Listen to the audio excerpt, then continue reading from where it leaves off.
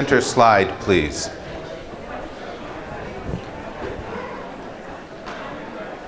So for today, the way that we intend to open up the day and the work you'll be doing for the rest of the day around your behavioral RTI, we have a guiding question that you'll come back to multiple times. How do our experiences, consciously and unconsciously, show up in our work with students, and specifically with students who are like us and students who are unlike us? This is a question that we're asking you to try on, not just for today, but quite frankly, every day moving forward in our practice. We can't have a question like that guide us without being pushed to some level of dissonance, to some level of risk-taking. And if we're asking ourselves to take these risks, and more importantly, we're asking ourselves to take these risks publicly, in community, we need to have some agreements about what it looks like, how it feels, how we respond to each other doing this work. So yesterday at the bottom of your agenda, you might have noted that SFSS included its working in discourse norms. And today, on the back of your agenda, we've shared with you a more fleshed out version of those for us to take a little bit of time to think about, reflect on, talk about.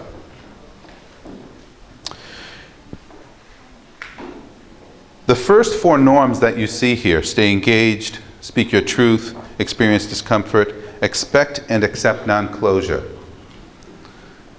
These are adopted from Glenn Singleton's work on courageous conversations about race.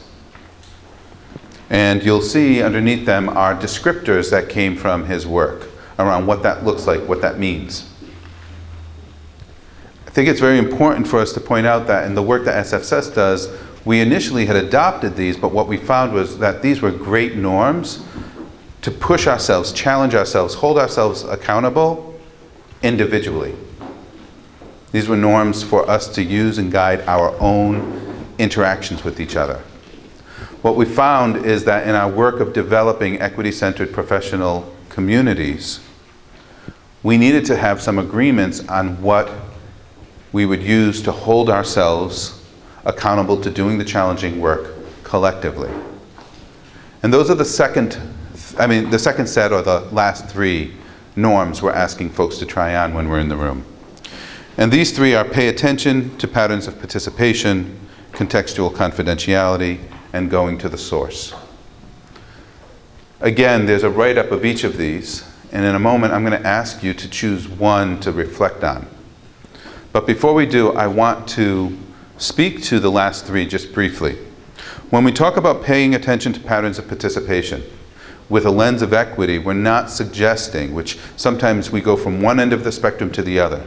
So we're not suggesting that we will be an equitable community if every single person has the same amount of time to talk every single time, if every single person has equal vote for every single decision in that community. That's oversimplified. What we also know is, based on the demographics of our schools, that would give disproportionate power to some. That would represent the disproportionality of power that our students experience. So this norm is an invitation for us to think critically. It's an invitation for us to have an inquiry lens. When is it that we should be hearing more from some, less from others? Is there a pattern that's happening in our community where, regardless of what the topic is, we're always hearing from the same people? Or when we break it down by culture, when we break it down by race, there's also patterns within patterns.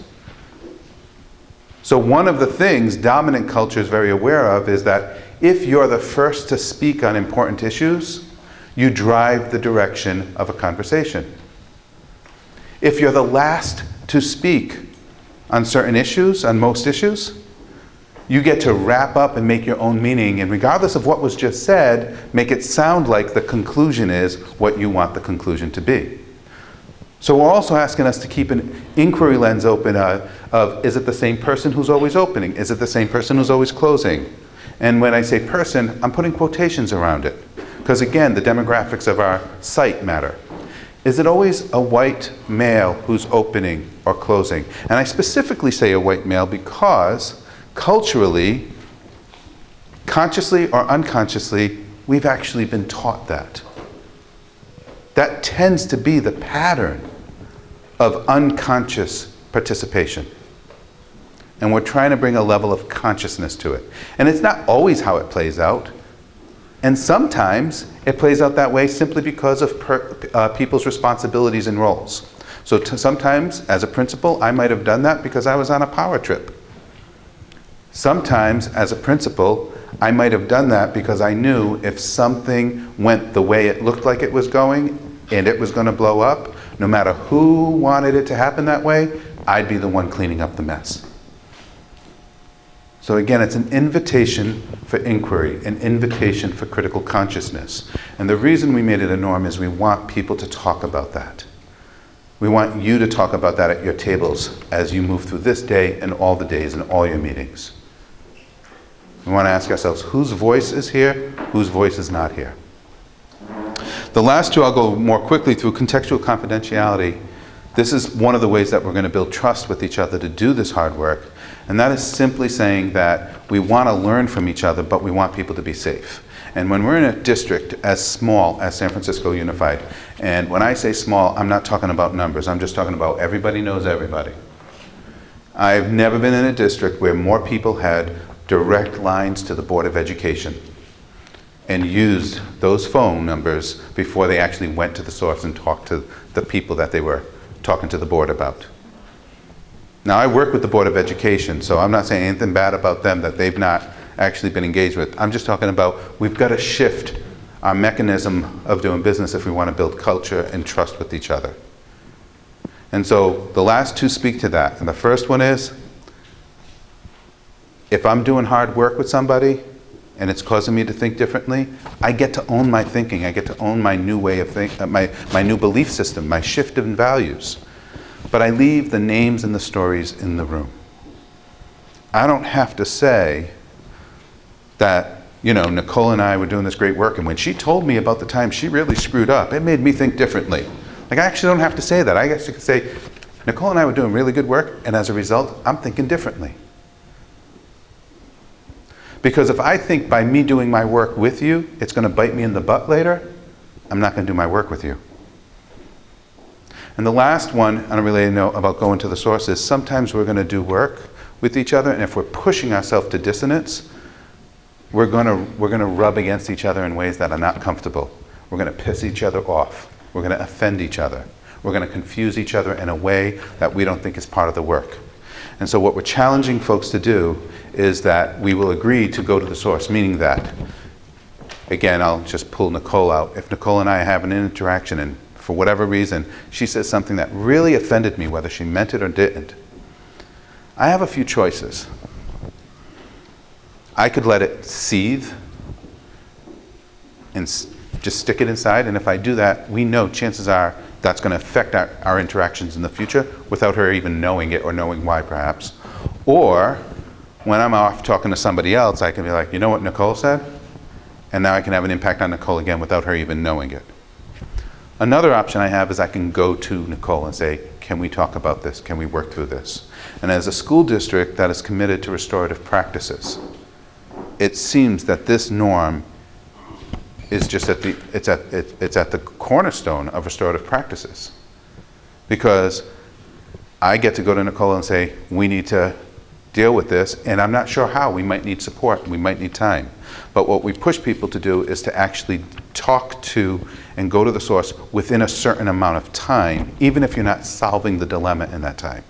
Just so that if Nicole's picking up that there's something different about me, she's not questioning why.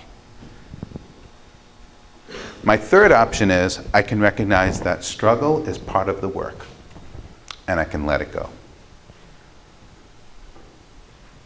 So if we take this norm, what we're doing is we're taking the first option off the table.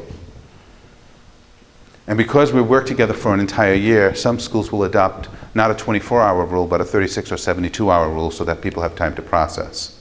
So if we adopt a go to the source within 72 hours rule, then if I know that we just had an interaction that might have rubbed you the wrong way, when 3 days have passed, I'm like, okay, That was part of the work. We're good. Moving on.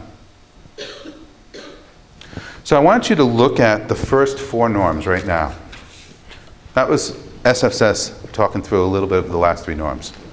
And because the first 3 are really the ones that we need to hold ourselves accountable, look through those first 4 norms, and I'm going to ask you, which of these today, because every day it might be a different answer, which of these today do you think you're going to struggle the most with? And we're just going to give a minute or 2 of just some quiet time for you to either do, it's sort of like either time for you to just reflect on your own or to whisper to the person next to you to allow other people to still be in a reflective space. But what is it that is the struggle? Why is this something you want to focus on today? How can you keep this at the forefront of your mind? And what helps if you're being pushed to not honor this norm? If this norm is a challenge for you, what helps you to be more present in this norm and use this norm? So just take a minute or 2 just to center yourself around one of the norms as a way of us moving into the rest of the day.